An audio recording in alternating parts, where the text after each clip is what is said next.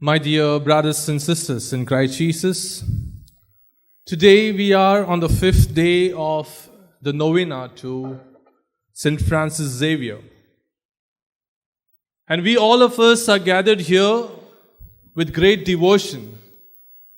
We all of us are gathered here to pay homage to him, to venerate him. And today's theme that we have before us, like St. Francis Xavier, let us be transforming and life-giving leaders. And this particular theme is very much needed in today's era, today's century. Transformation, and that transformation should be life-giving. How important it is. And when we look into the life of St. Francis Xavier, it teaches us to be open to inner transformation, which is very important when we speak of, in this today's generation, we speak about revolution. All are speaking about revolution, to fight. Nobody speaks about evolution from inside, evolving, growing from within. So, his life teaches us to be open to that inner transformation. When we see as a young man, having been born in nobility at the family castle of Xavier, Francis was full of himself. He was full of himself. At the University of Paris in the year 1525, he looked to become famous. Famous from the worldly perspective. Then where that change came, where that transformation came. And then came another saint, another student, Ignatius of Loyola in the year 1529, who disturbed Francis with the words of Jesus. What does it profit a man if he gains the whole world and loses his soul? How important this passage is, and how important this passage was to St. Francis, that it transformed him. How important the Word of God is, that ignites the fire within us, that helps us, guides us, and helps us to reflect on our way of life. And this particular word transformed him from within. And through the spiritual exercises guided by his friend and companion St. Ignatius of Loyola, he became aware of himself, aware of himself with his strength and with his weaknesses. So he realized that even though he was a sinner,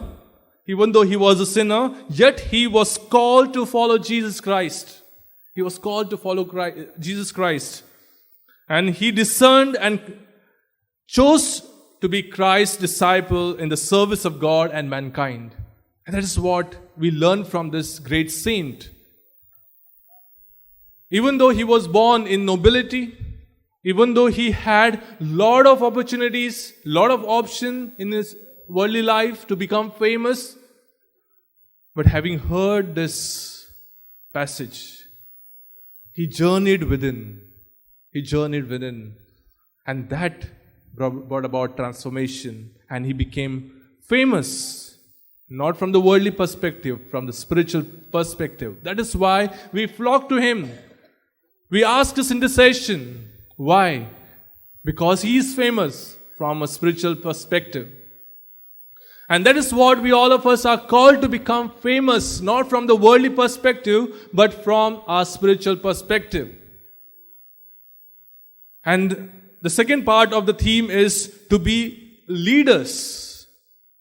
When we are transforming ourselves, when we are transformed, and when we become a source of an inspiration to others, we become leaders. And that is what we heard in the introduction. Jesus called his disciples, transformed them from within. Transformed them and made them able leaders who led the church. Because of this first apostles, we have this church. because of their able leadership guided by Jesus himself. So we all of us are called to make that inner journey time and again. And that is why very often we go for some kind of retreats, some kind of prayer services. Why? We need that inner journey we want that inner journey. We want to know ourselves, where we are, what we are doing. Am I walking in the right direction? Am I walking in the direction which God has chosen us? God has promised us to walk. So these kinds of spiritual exercises helps us in order to get back on our journey, inner journey. And this kind of gathering, this kind of spiritual exercises, coming for Mass, coming for novenas, they are not rituals, but they are exercises for our spiritual development. We do a lot of things for our human development, for our physical development. How much effort are we taking for our spiritual development? So when we are forming ourselves from within, are transforming ourselves from within, we become life-giving. Life-giving. Jesus was a pure example how he gave us life by breaking himself. We don't have to search anyone else. Jesus himself is an example. And all of us sitting here are leaders, be it in the society, be it in the family, be it in your personal life. All of us are leaders. And as leaders, we have certain responsibilities, certain roles to play. Be it in the family as the head of the family, or as a parent, mother. Be it any role you play, you have a responsibility as a leader.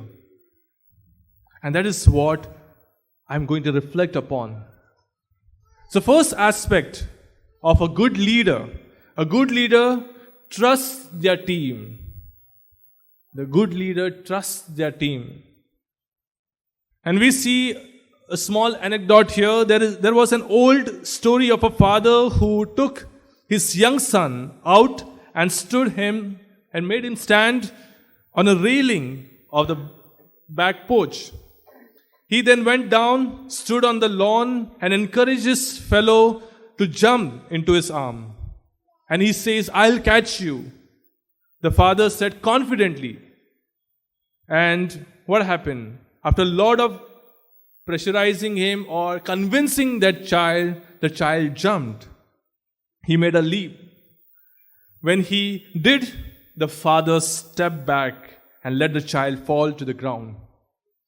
He then picked his son up, dusted him off, and dried his tears. Then he said to his son, let that be a lesson. Don't ever trust anyone." So I think that may have happened to some of you. That may have happened to some of you. You trusted people at one time, but they hurt you, let you down, or weren't there for you, and now you struggle to trust anyone. Trust issues. And that is the important factor. That is the important, negative point that we have at times. We fail to trust people. We fail to trust the people who are around us. Especially when we are leaders, when we don't trust somebody, then it is difficult to function. But Jesus shows us a better path. That he shows us that a good leader trusts their leaders. And that is what we see in Luke chapter 22, verse 8. Jesus sent Peter and John ahead and said, "Go and prepare the Passover meal so we can eat it together." So he trusted these two disciples. And Jesus trusted Peter and John to find a place, get food and get meal cooked and on the table. So he trusted his disciples wholeheartedly, 100%. And he equipped them to do the job by telling them where to get everything and made sure they would succeed.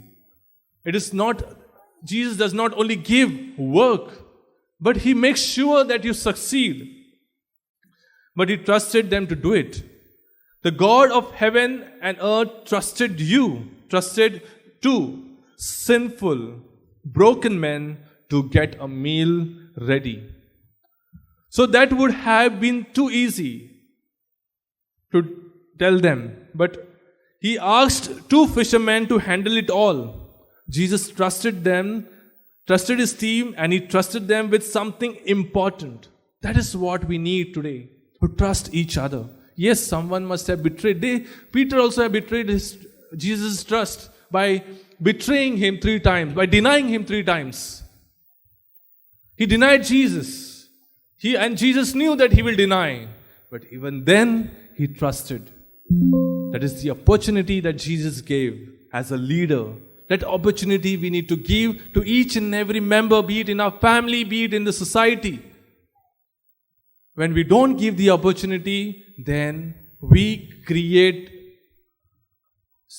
negativity in them. That is what happened to Hitler. That is what happened to Mussolini. When they were not given chance to improve, they went on to destroy the world. So, my dear brothers and sisters, that is what we need. Trusting each other as leaders in the family, in the society. So now we have the second part where we see that all of us call a good leader models serving. A good leader models serving. Like I said earlier, one of the things about Jesus that makes him so compelling as a leader is that he practiced what he preached. He practiced what he preached. Love your enemies. He says, love your enemies. And how did he show that? He heals the ear of Malchus, who had come to arrest him. Peter goes, removes the sword of Malchus and cuts off his ears. But Jesus heals him. So forgive others. Forgive them, Father, for they know not what they do. These were the words of Jesus when he was hanging on the cross. Excruciating pain. And in that pain, he had that spirit to say, forgive them, Father, for they know not what they are doing. Then he said also, take up your cross and follow me. He literally takes his cross and with it dies and saves you and me. So Jesus, just as Jesus did, if you want to be a good leader, you have to practice what you preach and model serving others. We need to be servant. Servant leadership is what is important in today's world. And the third aspect is a good leader is humble, never arrogant, never full of pride. And when that pride, arrogance, ego enters into our life, then we are marching towards destruction of our soul, destruction of our relationship, destruction of so many things. So we are called to be humble. Our very patron, St. Francis de Sales, says, when he was asked about what is the greatest virtue that we can practice in our life, and he clearly writes on top of the board, humility, center of the board, humility, and at the bottom of the board, humility. And that is what we need to practice in today's world, humility. Because we are so full of ourselves that we fail to know what actually the virtue of humility is. And we go on to show power, our dominance, and that is why we experience today dictatorship. That is why we experience today oppression in some parts of our country and some parts of the world. Violence, terrorism, war. Why? It's because we are failing to be humble. And war in our families too, conflicts in our family too. Again, the clash, ego clash. So a leader is called to be a servant. So my dear brothers and sisters, This is what we are called to do. And all this to happen, again, I'm telling you, we need to have that journey within. And spiritual exercises will help us to take up that journey. Be it our family prayer, our rosaries, our own retreats that we go, our novenas that we attend, they are some of the spiritual exercises. And the Sunday masses, keep the Sabbath day holy. And that is what the Lord has said, the commandment God has given. Keep the Sabbath day holy, give the Lord His day. And He will gift you with His grace, His blessing. My dear brothers and sisters, let us continue to pray as we are in the spirit of novena, as we are in the spirit of celebrating the great feast of the patron of Goa, St. Francis Xavier. Let us ask his intercession that we may imbibe these qualities as true leaders. And also we pray for all the family members, especially those families who are undergoing lot of tension, lot of conflict, lot of turmoil. And we also pray for all the sick. People are experiencing sickness also as a burden. They are not giving care to their near and dear ones, especially to their aged parents. So we need to pray for those families. And we need to pray for one another that we may have peace in the world. That we may be able to see one day that there is no conflicts. Conflicts will be there, but no destruction. No destruction of human being, of human life. And that is what we are preaching upon, to be life-giving. So let us be an instrument of life-giving in our daily life. And let us pray for this grace during this Eucharistic celebration. Amen.